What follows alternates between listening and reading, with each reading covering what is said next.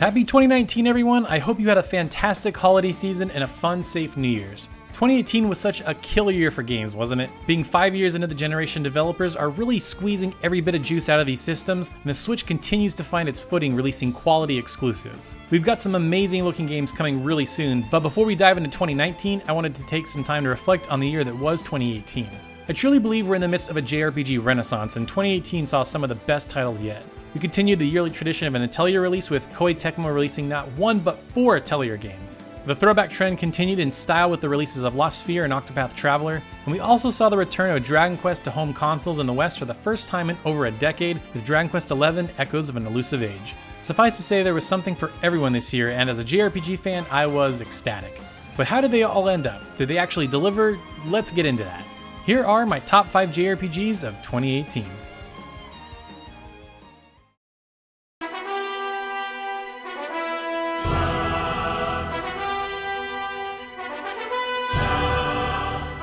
Despite the fact that Ni no Kuni 2 Revenant Kingdom was my most disappointing JRPG of 2018, it was still a good game.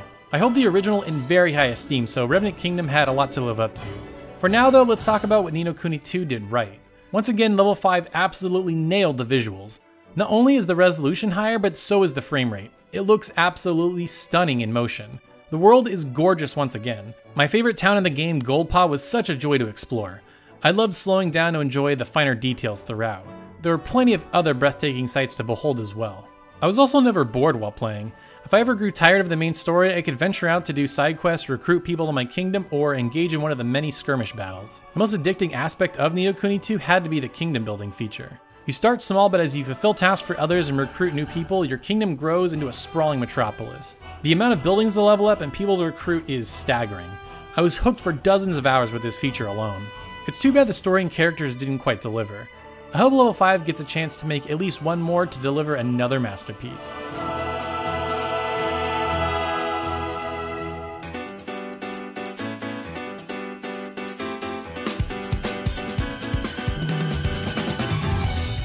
After playing Xenoblade Chronicles X and Xenoblade Chronicles 2, I couldn't help but shake this feeling that each game could have benefited from trimming the fat a bit. They could have been 15 to 20 hours shorter and been much better for it. Little did I know that the answer to my prayers would arrive in the expansion Torna the Golden Country.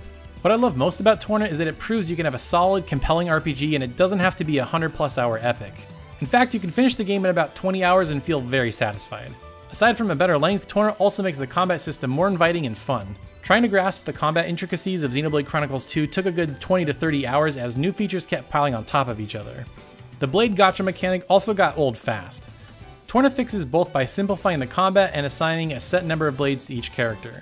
This made for a more intuitive, fun, and compelling package overall. If you've played Xenoblade Chronicles 2, you knew where the story was going, but it didn't make it any less interesting. For one, Laura is a much better main character than Rex. She felt so much more relatable, and I felt incredibly invested at every turn in the story. It was also neat to see a different side of Mithra and watch her personality develop. The music continued to be great with a bit more of a jazzy twist. The tracks on a whole were just as good, if not better, than the main game. Monolith Soft likely won't have a new Xenoblade ready for some time as they continue to work on their new IP, but I really hope they can learn the lessons from Torna to deliver the ultimate Xenoblade experience sometime in the future.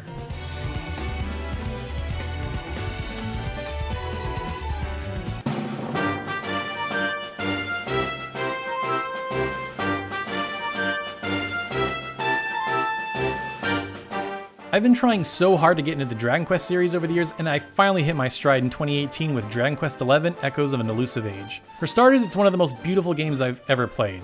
Square Enix has smartly been developing a number of recent titles on the Unreal 4 engine, and they've clearly taken full advantage of it with Dragon Quest XI.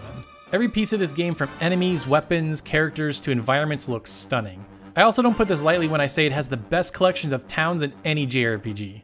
Each one is so ridiculously unique with fun nooks to explore and stories to experience. Added features like a jump button and sprinting make exploring the world so much more fun. The combat is admittedly pretty basic and gets a little mindless near the end of the game, but it's quick and snappy enough to never be boring. Each character has their own unique utility in combat, which made for some fun experimenting. One oddly satisfying mechanic was crafting. In most games you simply select items from a menu and then you make a new thing. Dragon Quest XI smartly makes this task into a little fun mini-game. You have to make sure you hammer in the right spots enough times, and you'll even earn special abilities unique to the crafting feature. One of my absolute favorite things to do was exploring every corner of a new town so I could find new recipes to craft. This was always such a blast. Even though Dragon Quest XI looks like a modern game, it has that cozy feel of a classic one. Not everything needs to be a shiny, epic open world, and I really love this classic design philosophy. Here's hoping that Dragon Quest continues to evolve and get even better in the years to come.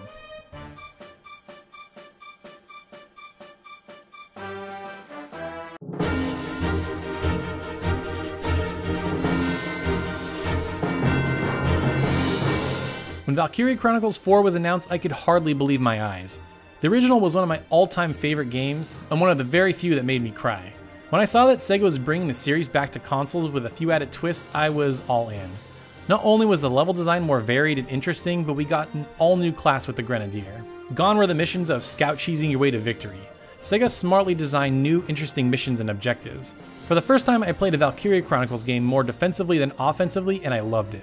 There were fewer things more satisfying in gaming for me in 2018 than when my strategy worked out exactly as I'd hoped it would in Valkyria Chronicles 4. The snow aesthetic was also a welcome change. Not only did it provide a unique look, but also made for some interesting obstacles in battle. Snow patches could block your path, and devastating avalanches were regular threats. The cherry on top of everything was the great cast of characters. Valkyria Chronicles 4 is a pretty sad and somber game when it all is said and done, but it's only possible because you actually care about all the characters. There are so many small moments that help you get invested not only in the main cast but the side characters as well. Another welcome new feature was the squad stories. As you use more characters together in battle, side stories and missions will unlock. These allow you to learn and care about side characters more than ever. I really wanted a feature like social links in Valkyria Chronicles 4, and I'm really glad they added one. Strategy RPGs are some of my all-time favorites, and I'm really glad we're continuing to get awesome ones like Valkyria Chronicles 4.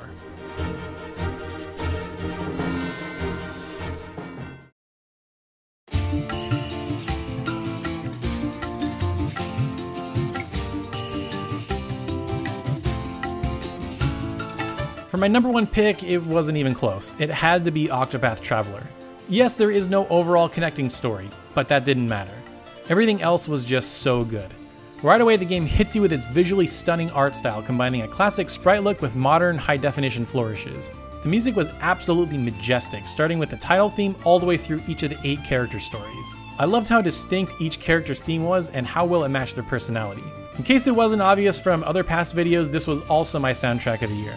Each of the 8 character stories were engaging in their own ways, hitting on so many different emotions. You have the intense, revenge-fueled journey of Primrose juxtaposed to Ophelia's heartwarming story about family. Many were disappointed that the stories didn't connect, but I actually loved the fact that there were so many different ones to delve into. The true star of Octopath Traveler, though, is the combat system. It builds on Bravely Default's spin on classic turn-based combat by adding weaknesses and the ability to break an enemy. These refinements combined with a deep class system always made for engaging fights. Each was kind of a puzzle in and of themselves, trying to discover enemy weaknesses. Boss battles turn this up a notch by sometimes making themselves invulnerable to certain attack types. Needless to say, I always had so much fun with Octopath Traveler's combat. Monster Hunter World just barely edged it out as my overall game of the year, but Octopath Traveler would have landed right behind it. If you haven't played this gem yet, make sure you find a way to check it out. Well, that's it, the best the world of JRPGs had to offer in 2018. What were some of your favorites? Let me know in the comments below. Thanks as always for watching, everyone, and I'll see you next time.